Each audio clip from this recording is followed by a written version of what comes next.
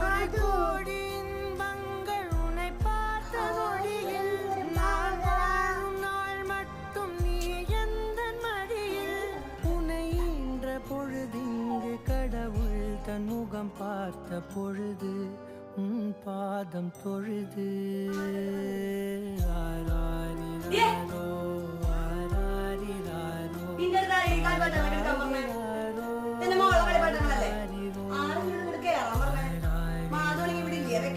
വീട്ടിൽ പോയേക്കാം എന്റെ വീട്ടിലേക്ക് അവള് വന്ന പാടത്തന്നെ എടുത്ത് കളിക്കുക.